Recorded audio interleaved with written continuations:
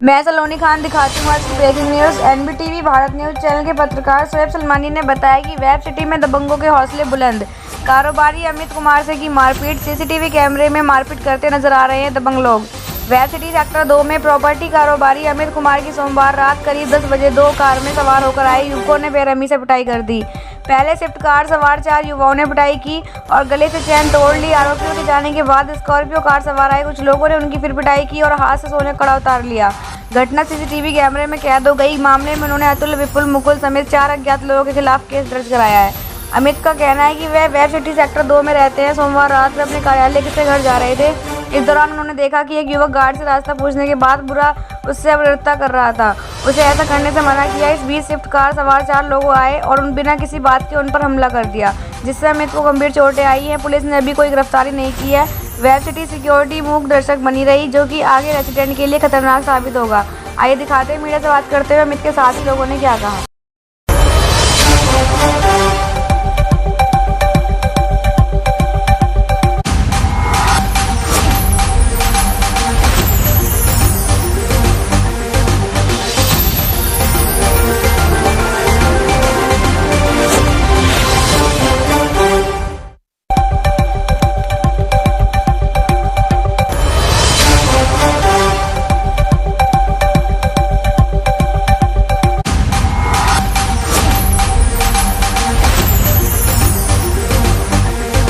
जी, क्या नाम है आपका?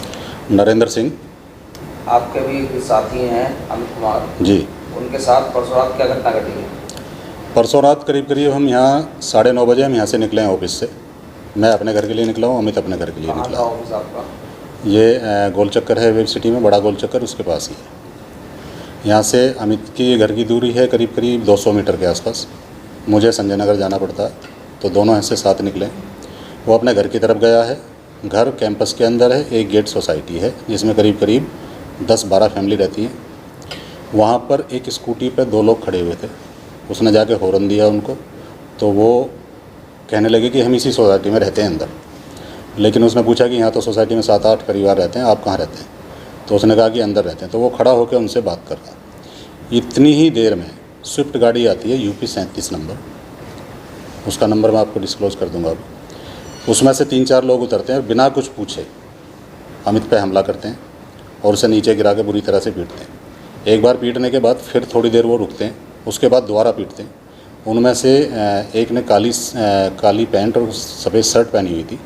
उस आदमी ने उसके गले से सोने की चैन छीनी है, अपनी जेब में रखी है। ये सीसीटीवी फुटेज में है। इस चीज़ के बाद फिर जब वो उसके बाद चले जाते हैं, उसके बाद अमित अपने किसी दोस्त को फ़ोन करता है, भूपेंद्र जी हैं, वो वहाँ पहुँचते हैं। 2-3 मिनट का समय लगा होगा। इतनी देर में गाड़ी वापस आती है फिर वो अमित को छोड़ के भूपेंद्र के साथ कैंपस के अंदर घुस जाते हैं और उसके ऊपर ईंट फेंक के मारते हैं। उनके पैर में चोट लगी है। अमित को तो बहुत ज़्यादा चोट लगी है, वो सारी मेडिकल में आ जाएंगी। भूपेंद्र के पीछे भागते हैं। भूपेंद्र किसी तरीके से अपनी जान बचाते हैं। उसके बाद वो वापस आते हैं। इतनी देर में QRT आ जाती है। यहाँ की वेब सिटी की सिक्योरिटी है, वो पुलिस वालों को फ़ोन कर दिया जाता है पहले, तो वो आ जाते हैं। लेकिन वो खड़े हुए मूक दर्शक बने रहते हैं और वो कम से कम 15-20 लोग थे। बाद में एक स्कॉर्पियो गाड़ी थी, एक स्विफ्ट थी और एक गाड़ी और थी कोई सी। उनकी स्कूटी अभी भी अंदर ही है, वो अभी दी नहीं गई है। पुलिस ने FIR दर्ज कर ली है, लेकिन छोटी धाराओं में FIR दर्ज की है और अभी तक कोई गिरफ्तारी नहीं हुई है। हमारा प्रशासन से अमित जो है वो क्या स्थिति बनी हुई है अभी? अमित के नाक में फ्रैक्चर है, जबड़े में 2 दांतों में फ्रैक्चर है। बाकी कल रिपोर्ट आ जाएगी, मेडिकल करा दिया है उसको। कल रिपोर्ट आएगी, एक्चुअल चीज़ उसमें निकल के आएगी क्या हुआ है। और बाकी इंजरी यहाँ पर गहरा घाव है आँख के ऊपर। बाकी गुम चोट है, पसलियों में है, पैर में है, पैर से चला नहीं जा रहा उसके ऊपर। उसको जिस तरीके से पीटा गया, मतलब उसमें मसल्स वो भी होगा और कहीं और इंजरी वैसी दिखाई देने वाली नहीं है, लेकिन गुम चोट बहुत सारी है। वो घर से निकल नहीं पा रहा। 2 बार हमने मेडिकल कराया, शाम को रात को कराया था। अगले दिन सारे एक्सरे, सारी चीज़, अल्ट्रासाउंड वगैरह सब कुछ हुई है। उसकी रिपोर्ट कल आएगी।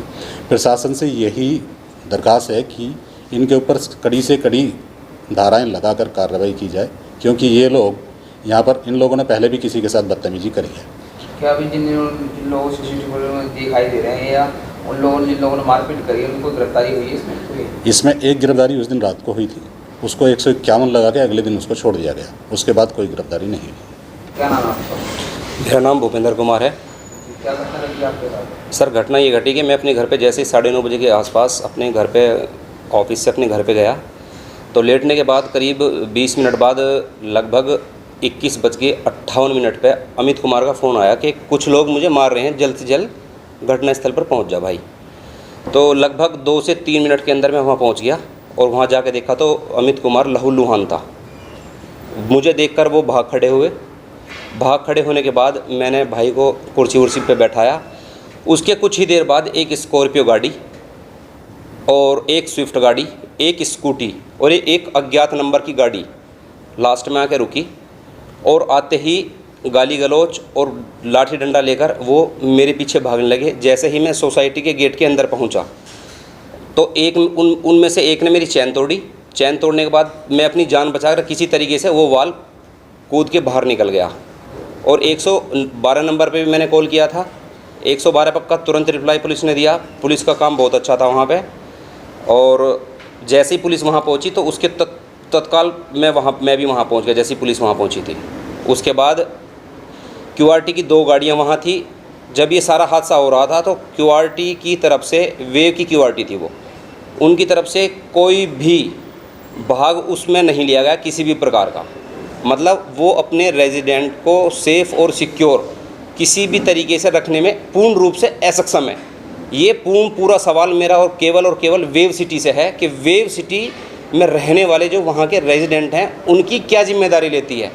जो वेव सिटी हमसे मेंटेनेंस चार्ज के रूप में भुगतान लेती है उस पैसे को कहाँ लगाती है, जिसमें सिक्योरिटी भी एक उसी मेंटेनेंस का पार्ट है, लेकिन वो इस सिक्योरिटी को देने में पूर्ण रूप से असक्षम है।